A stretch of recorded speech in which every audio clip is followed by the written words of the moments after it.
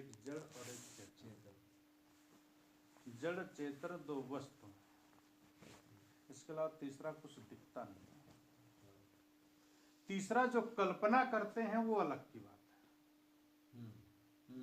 कल्पना करते हैं देवी देवता की, कल्पना करते हैं ईश्वर परमात्मा की, कल्पना करते हैं भूत प्रेत की। वो सिर्फ केवल कल्पना मात्र है, दिखता नहीं है। सदगुरु कबीर साहब कहते हैं ये भ्रम पूरा टोटल मतलब भ्रम है, समझिए इसको एक बात में कहिए, ये सब भ्रम है, ये ब्रह्मभूत सकल जग है। जिन जिन पूजा तिन जान है। जिन्होंने इसको माना उन्होंने जाना तो नहीं लेकिन जहड़ा गया, मतलब वो जड़ हो गया, उसकी बुद्धि पे पत्थर पड़ गया, समझ नहीं पाया इसलिए उसको मान रहा। अगर जो उसको ठीक से समझा होता, जड़ और चेतन के बीच की जो ग्रंथि है में उलझ गया, और वो उलझ करके कहते हैं कि उलझन में उलझी है सारी दुनिया, सुलझाने वाला कोई नहीं। सब उलझते चले जा रहे हैं, सुलझाएगा कौन? इसलिए कोई सच्चा पारखी संत गुरजन होगा। पारखी मतलब एक पारखी कोई पंथ नहीं, पारखी कोई संप्रदाय नहीं, पारखी जीव है। वह जीव हर पंथ में, जीव जहां पर वो पारख है, उसके अंदर में परखता है, ऊंच नीच, भेदभाव, ठंडा गरम, बहुत सारी चीजों को परख परख के चलता। इस शरीर में रहते रहते परखता है हर चीज को, लेकिन वो अपने मन से परख नहीं सकता, क्योंकि उसके साथ में इंद्रियां चाहिए। बिना इंद्री के ये जीव कुछ कर नहीं सकता। जीव के पास में साधन है। साधन क्या है? शरीर।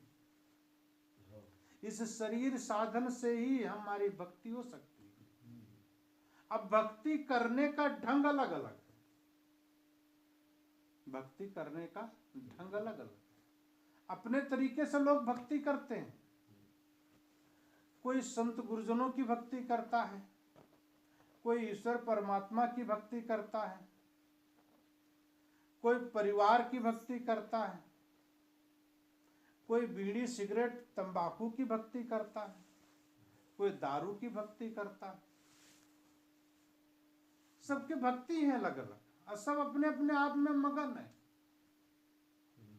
लेकिन कहते हैं कि मन जहां संतुष्ट हो जाए, मन जहां संतुष्ट हो जाए, लेकिन मन तो संतुष्ट दारू में भी हो जाएगा, मन तो संतुष्ट बीड़ी में भी हो जाएगा, रोड पे बैठ के मन संतुष्ट कर लेगा, लेकिन क्या आत्मा की आवाज संतुष्ट हो जाएगी? एक बीड़ी सामने में रखिए और पहली आवाज सुनिए आत्मा की। अभी 2 दिन से जीव आत्मा की चर्चा चल रही है। पहली आवाज आत्मा की सुनिए। आत्मा कभी गलत सलाह नहीं देती है, गलत स्वीकार नहीं करती है। तो हमारी आत्मा हमें बहुत अच्छे रास्ते पर ले जाती है, लेकिन ये जो अहंकार है, उस अहंकार के वश हम कुछ कर नहीं पाते। करने चलते हैं वैसे तुरंत अहंकार खड़ा हो जाता है, और उस अहंकार हमारे चित्त को चंचल कर देता है। एक काम करने में चित्त, मन, बुद्धि और अहंकार, जिसे कहते हैं चतुष्टय अंतःकरण, कोई भी कार्य संपादित होता है इन्हीं चारों जगह से गुजरता है, तब काम होता है। एक हमने ये नोट उठा लिया और उसको डाल दिया, इसमें 4 चीजें लग गई। बहुत अंतरंग में मैं चल रहा हूं। चित्त, मन, बुद्धि और अहंकार। चित्त से चिंतन होता है, चित्त से कोई भी काम करने के लिए चिंतन करते हैं। एक नोट उठाने के लिए, कोई काम करने के लिए हमारे मन में चिंतन होता है और चिंतन करने के बाद चित्त ने चिंतन किया, मन ने संकल्प विकल्प किया उठाऊं कि ना उठाऊं, उठाया नहीं। चित्त ने चिंतन किया, मन ने संकल्प विकल्प किया, लेकिन किया नहीं, उठाया नहीं। अब चित्त ने चिंतन किया और मन ने संकल्प किया और मन ने उठा दे दिया बुद्धि को। बुद्धि ने निश्चय किया उठा लो, लेकिन उठाया नहीं। बुद्धि ने निश्चय तो कर दिया किसको उठा लो, लेकिन उठाए कौन? उठाने वाला अभी तैयार नहीं है। चित्त ने चिंतन किया, मन ने संकल्प विकल्प किया, बुद्धि ने निश्चय किया और बुद्धि ने दे दिया अहंकार को। अहंकार उठा और तुरंत उठा लिया उसको। एक काम करने में चारों चीजें लगती हैं। यही काम हर जगह हर क्षेत्र में चारों चीजों का भूमिका रहती है जीवन में। इसलिए जीवन जीना और अपने मन को संतुष्ट करना, मन जहां पर आपका संतुष्ट हो जाए, वास्तविक सुख वहीं पर है। अब मन संतुष्ट हो जाए, मन तो हर जगह संतुष्ट हो जाता है, लेकिन आत्मा की आवाज के अनुसार मन संतुष्ट हो जाए, आत्मा शुद्ध सही सात्विक जगह पर मन संतुष्ट हो जाता है, तो वहां पर सुख उत्पन्न होता है और सुख वहीं से स्टार्ट हो जाता है। मन ने साधना में संतुष्ट हो जाएगा। मन तो एक है, भावे तहां लगा। मन एकांगी है। रोड पे आप जा रहे हैं, अगर हमारा भाई छोटा इधर से जा रहा है और मैं इधर से जा रहा हूं, तो मन जान नहीं पाता है कि इधर से भाई गया है। अगर किसी ने पूछा कि क्या भागीरथी उधर जा रहे थे क्या, ध्यान नहीं दिया, पता नहीं चला, गए बगल से ही हैं, लेकिन मन कहीं दूसरी जगह था। मन वहां नहीं था। साइकिल चल रही थी, पैदल चल रहे थे, गाड़ी चल रही थी, हाथ पैर हिल रहे थे, लेकिन मन नहीं था वहां। नजर नहीं डल गई, नजर नहीं टिकी वहां, इसलिए भागीरथी साहब नजर नहीं आए। इसलिए मन तो एक है, अनेक नहीं है। अब भावे तहां लगा। जीव और मन एक नहीं है, जीव अलग है, मन अलग है। जीव जैसा हम कहते हैं, आत्मा जैसा कहती है, वैसा मन करता है। इसलिए मन से हम कहें कि तू साधना कर, तो मन चुपचाप बैठ के साधना करेगा। मन से हम कहेंगे सेवा कर, तो मन चुपचाप सेवा करेगा। मन कहिए तो गुलाम। लेकिन ये कब होता है? जब साधना पर हमारा का पूरा मन समर्पण हो जाता है साधना के प्रति, हमारा मन सेवा के प्रति, हमारा मन साहब के चरणों में मन लग जाता है, तब हमारा मन गुलाम हो जाता है। अन्यथा मन हम ही को गुलाम बना लेता है। मन हम ही को गुलाम बना लेता है। दुर्व्यसन करने में, गंदी आदतों में हमारा जीवन समा जाता है और हमें वो भान नहीं रहता है जो हमें करना चाहिए, जिसलिए हम यहाँ आए हैं। हमें तो साधना करनी चाहिए था, हमें भक्ति करनी चाहिए, हमें परिवार में संतुष्ट होना चाहिए, जितना हमने कमाया उतने में मौज मस्ती करना चाहिए। लेकिन नहीं, जितना कमाया है उससे ज्यादा और की चाह, और जितना है उसको खर्च नहीं करना। हम जितना कमाते हैं उसको अगर सही तरीके से खर्च कर लें तो हमें संतुष्टि हो जाए।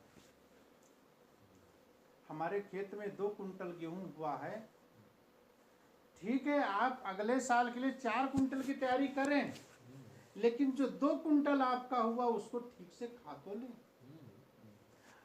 नहीं तो चूहे खा जाएंगे, दीमक खा जाएगी, उसके जो घुन खा जाएंगे, कहीं न कहीं लग जाएगा। इसलिए कुल मिलाकर के कहने का मतलब है कि जहां पर है वहां पर संतुष्ट और समर्पण की जरूरत है। इसलिए हमारे जीवन में जरूरत है साधना की। तो साधना हम क्या करें, कैसे करें, क्यों करें? साधना क्यों करें भाई? हम क्या जरूरत है में साधना करने से? खाओ पियो मौज करो, क्या करना है? तो खाओ पियो मौज करो इसीलिए हमारी जिंदगी मिली है क्या? क्या हमारा जीवन इसीलिए हुआ है? खाना पीना सोना जागना मर जाना? नहीं, कुछ कम से कम हमारे मन को शांति मिलना चाहिए। मन हमारा समर्पण होगा, शांति उतनी ही मिलेगी। अब समर्पण हमें अपने आप में होना पड़ेगा। जीवन समर्पण से ही होना चाहिए। जितना समर्पण होगा उतना जीवन में सुख और शांति प्रदान होगी। इसके लिए हमें साधना करनी पड़ेगी। अब मन साधना क्या करेंगे? मन की साधना करना है। मन की साधना करना है, ध्यान करना है, पूजा करना है, अर्चना करना है। इसके लिए हमें ध्यान में कम से कम कुछ न कुछ बैठ करके अपने आप को सोचना पड़ेगा कि मैं कौन हूँ, संसार क्या है, संसार से संबंध क्या है, पति पत्नी का संबंध क्या है, परिवार से संबंध क्या है, ये कब तक मेरा साथ देंगे। ये सब सारी चीज़ें, सारी बातें कम से कम आधा घंटा, 10 मिनट, 5 मिनट अपने आप में सोचना चाहिए हर व्यक्ति को। यही जीवन है सच्चा। और सोच करके अपने आप को अलग करना चाहिए। ध्यान क्या है? ध्यानम निर्विषय मना। ध्यान मन का निर्विषय हो जाना ध्यान है। यही योग है। योगश्चित्त वृत्ति निरोधा। चित्त की वृत्तियों का निरोध हो जाना ही योग है, वही ध्यान है।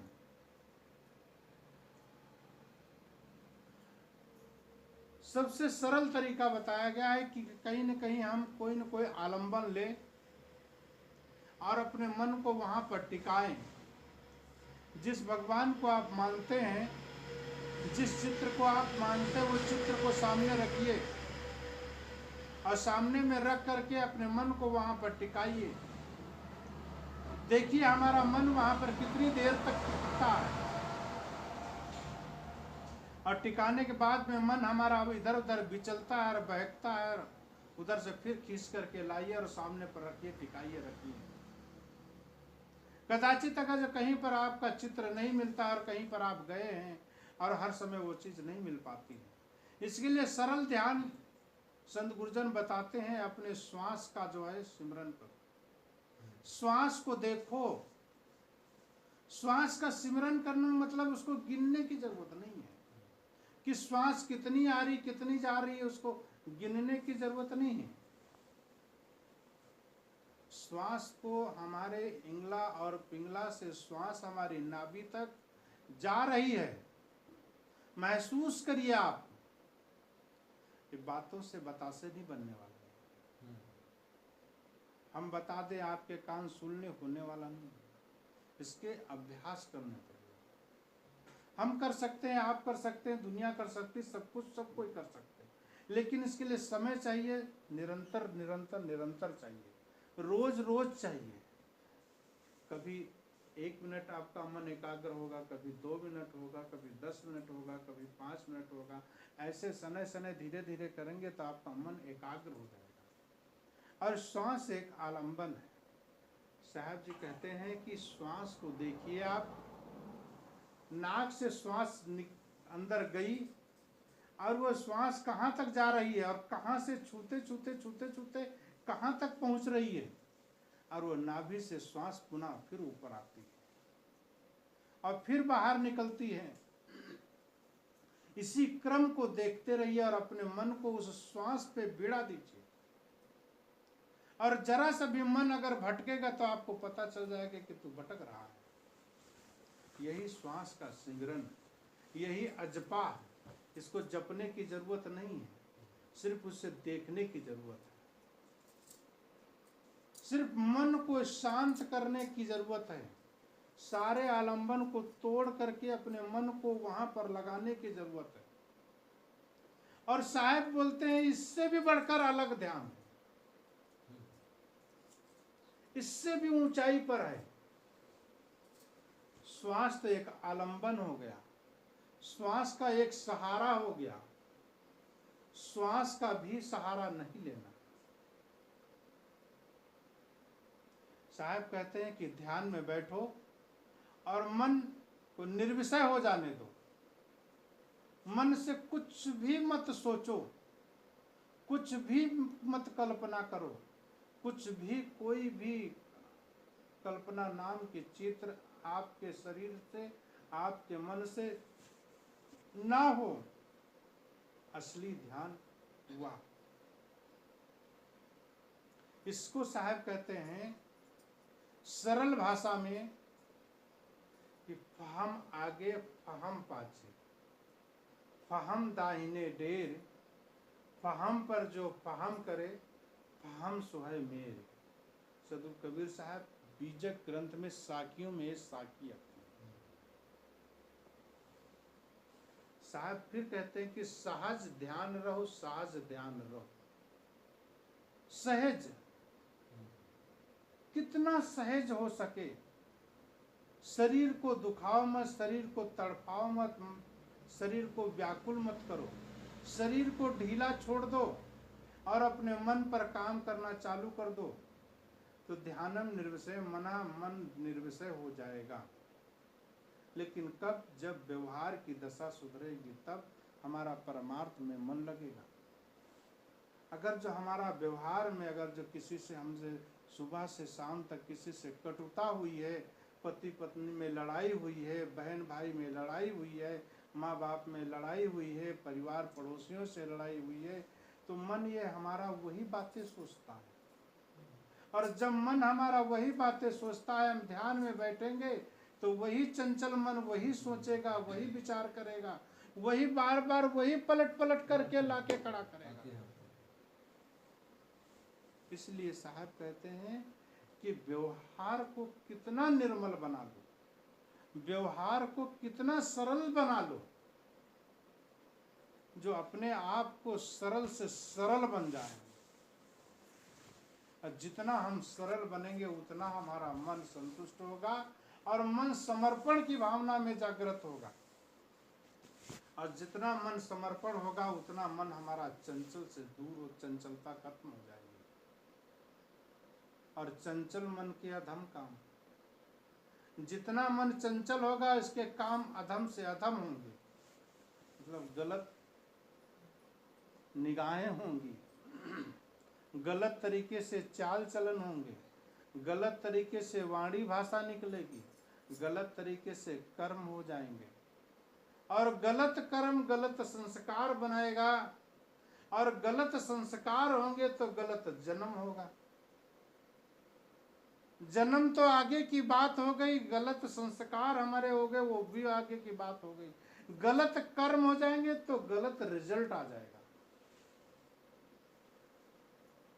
और यह गलत रिजल्ट इसका तुरंत होता है, नेगेटिव का पॉजिटिव तुरंत आता है। आपसे जरा सी गलती हुई, एक प्रैक्टिकल लीजिए, आपने बचपन में कुछ गलतियां किया था, आज भी जब सड़क से गुजरते हैं तो गलतियां का नजर आती हैं और गलतियां आपके सामने, चेहरे के सामने झलकती हैं। मैंने उसके यहाँ से कुछ चोरी की थी, मैंने उसका एक कलम चोरी कर लिया था पढ़ते वक्त, मैंने उसके जेब से 2 रुपया निकाल लिया था। बुढ़े हो गए, 80 साल की उम्र हो गई, लेकिन वो न भूला। वो हमें मन बार बार कचोटता है, मन बार बार परेशान करता है। एक गलती काफी है जिंदगी भर रुलाने के लिए। हजारों फूल कम है एक गला को सजाने के लिए, लेकिन एक गलती काफी है जिंदगी भर रुलाने के लिए। इसलिए मन की साधना की जरूरत है। फूंक फूंक के कदम रखने की जरूरत है।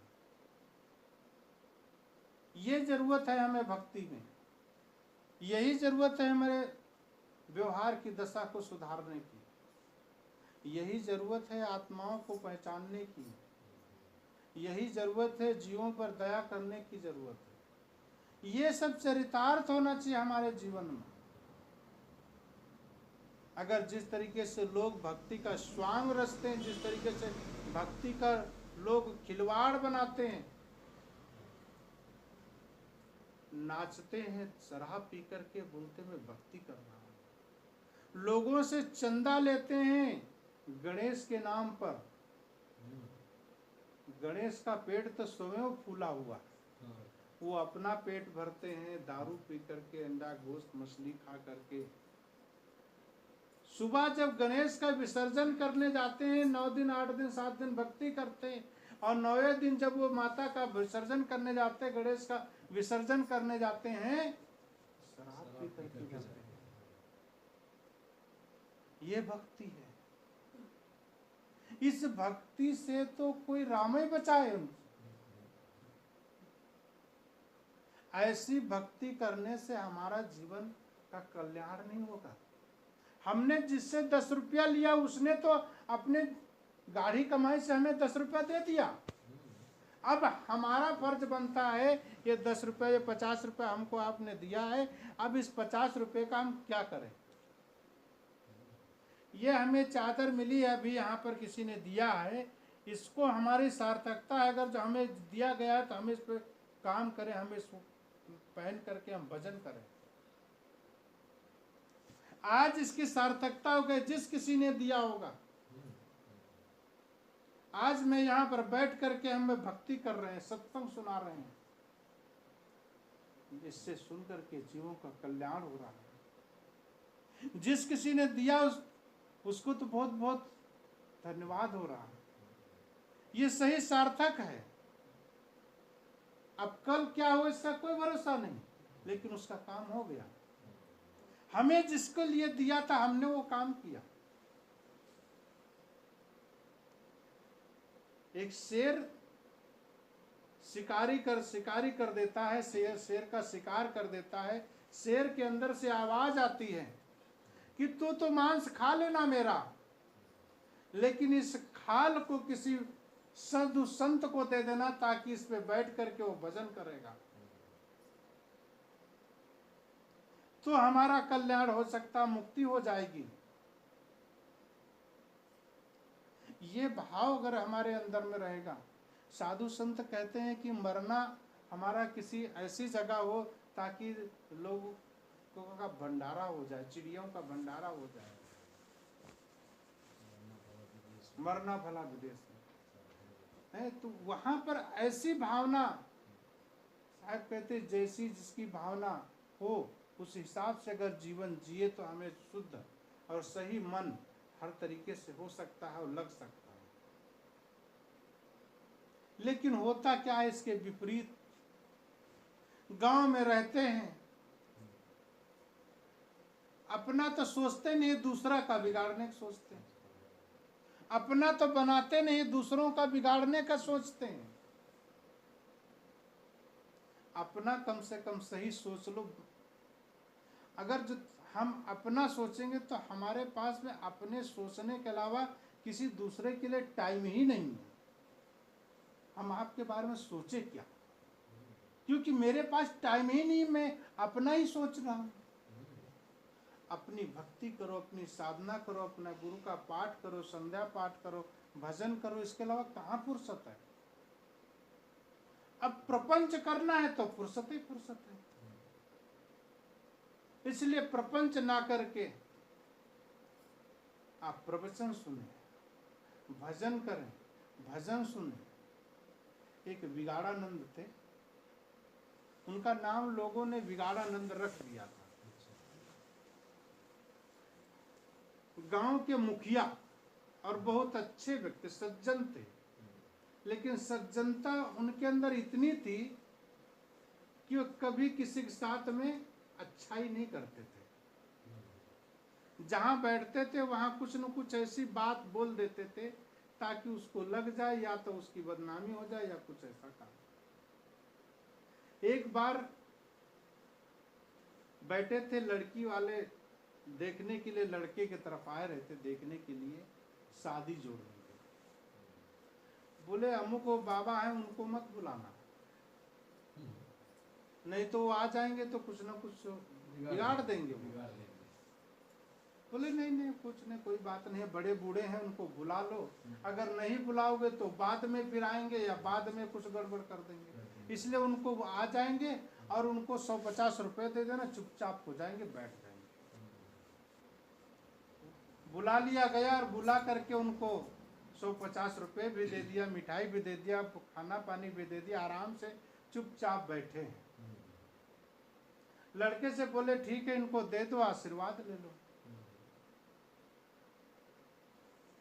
आशीर्वाद लेने गया, बोला ठीक है, जुग जुग यो तुम्हारी मिर्गी शांत हो जाए, कोई बात नहीं, बहुत बढ़िया। आशीर्वाद दे दिए कि तुम्हारी मिर्गी ठीक हो जाए। अब लड़की वाले देखने वाले सोचे कि इसको लड़की को तो मिर्गी आती है। उन्होंने ठीक है भाई, अब हम जा रहे फिर बताएंगे समय से। बात बिगड़ गई। दिया तो आशीर्वाद लेकिन बिगड़ गई बात। ऐसे ही वो कहीं न कहीं कुछ न कुछ बिगाड़ते रहता था। आशीर्वाद के देने में या कहीं कुछ करने में सफल कर ही लेता था अपना काम।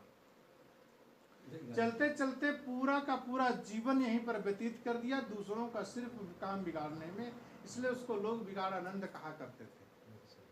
आखिरी समय आ गया जब मरने का बिल्कुल मरने की सैया पर बैठा और बस अब प्राण हटे, कब प्राण हटे। लोगों को बुलाया, बोला कि हमने पूरा जीवन हमने लोगों का काम बिगाड़ा है और हमें बहुत पश्चाताप हो रहा है। मैं सोचता हूँ कि मुझे पश्चाताप हो और मैं अपना प्रायश्चित कर सकूं, ऐसा कोई काम कर लूं कि मुझे प्रायश्चित करना हो जाए और मुझे कुछ थोड़ा सा इससे लाभ मिल सके। बोले बताइए बाबा जी आपको क्या करना है? बोले कुछ नहीं करना भैया, आप एक खूंटा लेकर के एक लकड़ी का बना दीजिए और बना करके मेरे मुख में ठोक दीजिए, ताकि इस मुख से हमने लोगों का बहुत काम बिगाड़ा है। इस मुख से, इस जीभ से हमने लोगों का बहुत अहित किया है, इसलिए ये जबान को, इस मुंह को प्रायश्चित मिल जाए ऐसा काम कर दो। मेरे तो हाथ नहीं चलते, पैर नहीं चलते, मैं कुछ कर नहीं सकता। लोगों ने बोला ये तो गलत काम हो जाएगा, ये तो हमारे बाबा, हमारे दादा, हमारे गांव के अच्छे बुजुर्ग हैं, इनके साथ ऐसा कैसे कर सकते हैं? बोले अगर जो आप लोग मेरे साथ ऐसा नहीं करोगे तो मुझे मुक्ति नहीं होने वाली, मैं प्रायश्चित कैसे करूंगा? बोलते हैं कि मरने वाला हो या किसी हो, आखिरी इच्छा पूरी की जाती है। चलो ठीक है, बाबा जी की आखिरी इच्छा ही पूरी कर दिया जाए। लड़कों ने लकड़ी का ला करके उसके मुंह में ठोक दिया। अब ठोक दिया तो मर गए। ऊपर से बढ़ा करके जा रहे थे, लाश ले जा रहे थे उसको जलाने के लिए। रास्ते से गुजर रही थी लाश, और रास्ते से जब लाश गुजरी तो वहीं से पुलिस की गश्त जा रही थी, पुलिस लोग जा रहे थे। पुलिस वालों ने कभी ऐसा शव नहीं देखा था कि उसके ऊपर एक सिग्नल लगा था। वो ऐसा कभी कहीं लाश नहीं देखे थे। उन्होंने बोले उतारो भाई, मैं भी देखता ये लाश कैसी ऊपर सिग्नल लगा हुआ है। उसको उतारे नीचे और बोले इसको खोलो। खोल के देखे मुंह में खूंटा टका हुआ। बोले अच्छा, तुम लोग इसको जबरदस्ती खूंटा ठोक के मार के ले जा रहे हो और दिन दहाड़े उसको जला के उसको राख कर रहे हो और कानून के आंख में धूल झोंक रहे हो। ये समझते हो कि कानून के 50 आंखें होती हैं। तो कुल मिला के कहने मतलब जीते जी तो लोगों को खूब ठगा, जीते जी लोगों को खूब परेशान किया, जीते जी लोगों का काम खूब बिगाड़ा और मरते वक्त भी लोगों को जेल में पहुंचा दिया, तब मरा। तो ऐसे जीवन जीने से गांव में कुछ ऐसे खूंटा उपाड़ी होते हैं जो लोगों को परेशान किया करते हैं, लोगों की जिंदगी को तबाह किया करते हैं। और लोगों की जिंदगी क्या तबाह,